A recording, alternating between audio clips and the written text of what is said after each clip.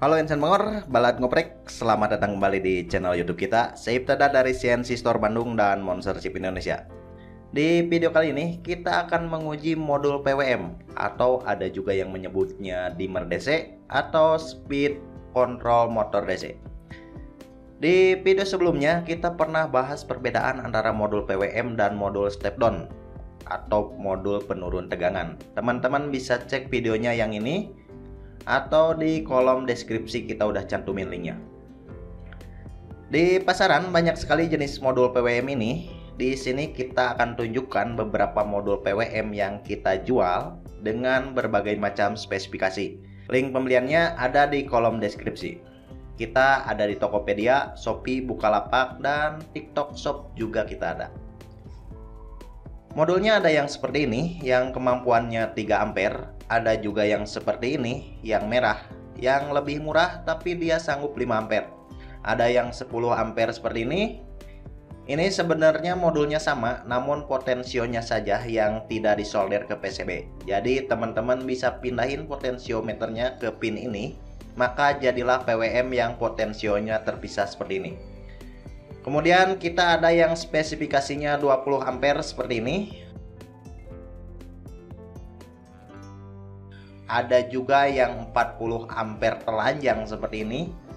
Atau ada juga yang 40 ampere pakai casing jaring seperti ini. Yang sebenarnya isinya sama persis, hanya saja memakai casing dan potensionya tersolder kalau yang pakai casing. Kalau yang terpanjang potensionya terpisah.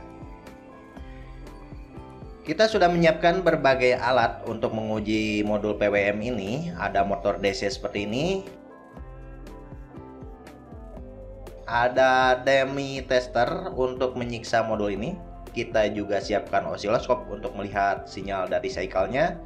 Oh ya, ini tuh dummy tester. Alat ini sengaja kita buat untuk menguji step up dan step down atau power supply sebenarnya. Tapi bisa juga kita pakai untuk menguji PWM.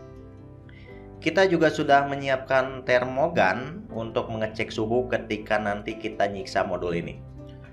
Khusus video kali ini kita akan menguji modul PWM yang ini dulu, yang 3 ampere, dan video-video selanjutnya kita akan tes yang lainnya juga.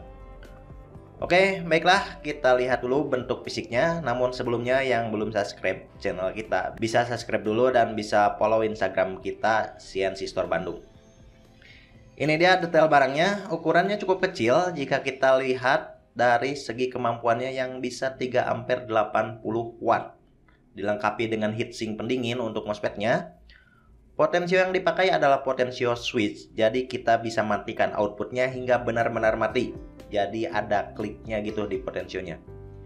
Untuk terminal memakai terminal soket biasa seperti ini, dengan keterangannya itu ada di belakangnya. Pastikan saat memasang jangan terbalik. Modul ini dilengkapi juga dengan LED indikator, dia menyala tentunya saat modulnya aktif.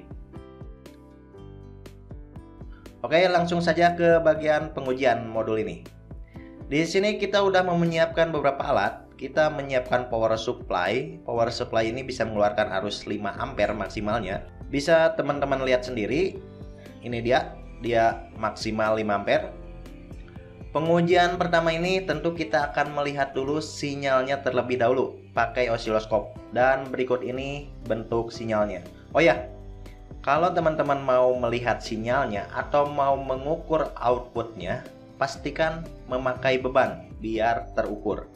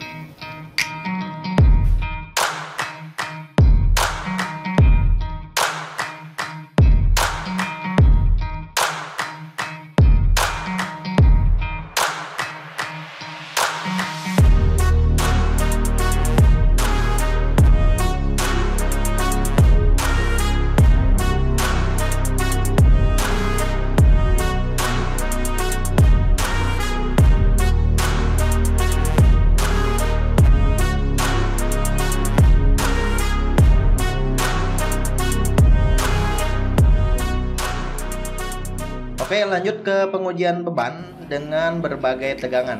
Pertama, kita pakai dulu motor DC high speed, yaitu motor DC tipe 555 tanpa beban.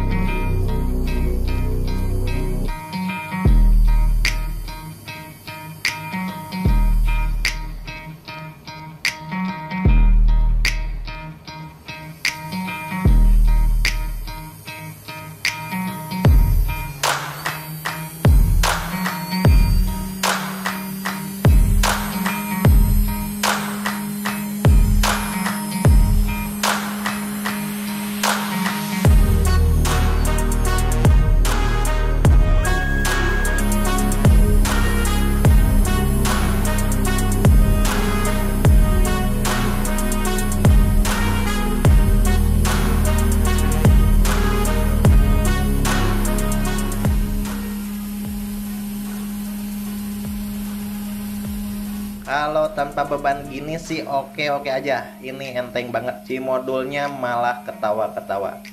Kita lanjut ke motor DC yang lebih besar, yaitu motor DC 895. Motor DC ini torsi dan dayanya lebih besar dari motor DC 775, dan berikut ini adalah hasilnya.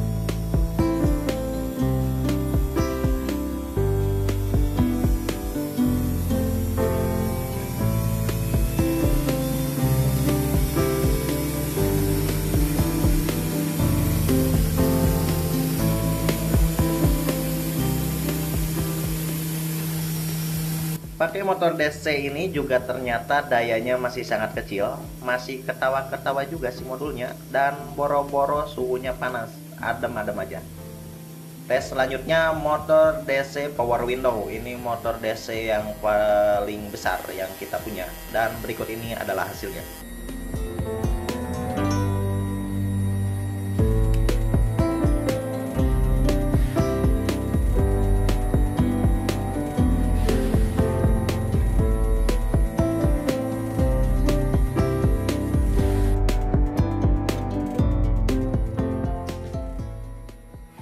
Oke, di sini kita menemukan sebuah kelemahan modul ini.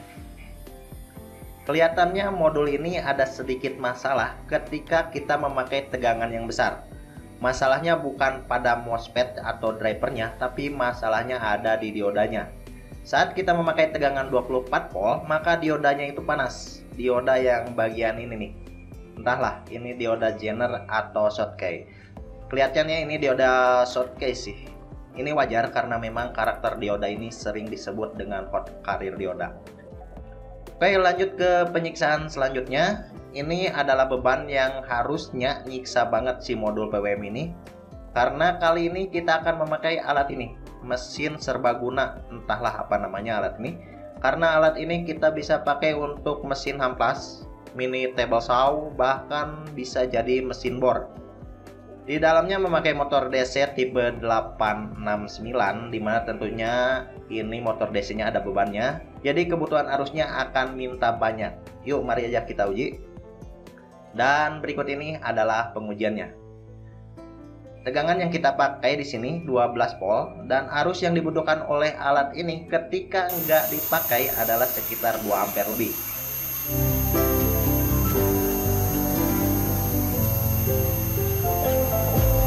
Ketika kita pakai arus 2 ampere lebih, ternyata modulnya juga masih kalem-kalem wae. Gak panas, gak anget malah. Dan gimana kalau kita pakai ngamplas si alatnya? Bisa teman-teman lihat, ketika alatnya dipakai, arusnya akan langsung naik ke 3 ampere, bahkan mentok ke 5 ampere. Meski modulnya speknya cuma 3 ampere, ya udah nggak apa-apa. Kita bakal terusin nyiksa si modul ini biar tahu kemampuannya.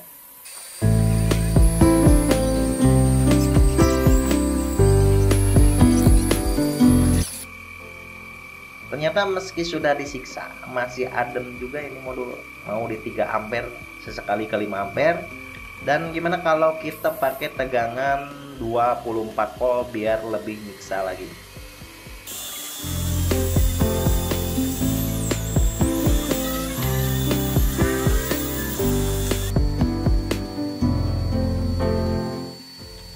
Dan ternyata masih tetap adem aja nih mobil, kecuali yang diodanya tadi karena kita pakai di 24 volt. Ini mungkin kelemahan modul PWM yang satu ini.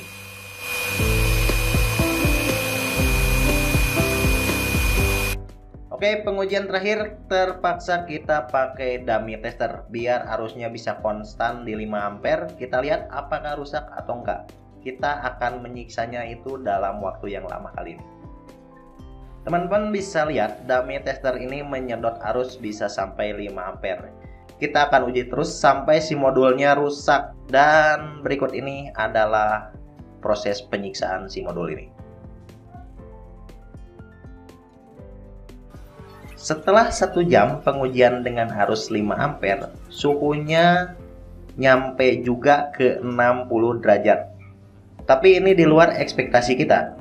Kenapa? Karena kemampuan arus yang 3 ampere ternyata itu real, bukan spesifikasi marketing. Bahkan kalau gak lama makanya masih bisa kok mentok sampai 5 ampere. Seperti mesin Aplas ini, meski nyedot arus bisa nyampe 5 ampere, tapi itu hanya saat dipakai saja.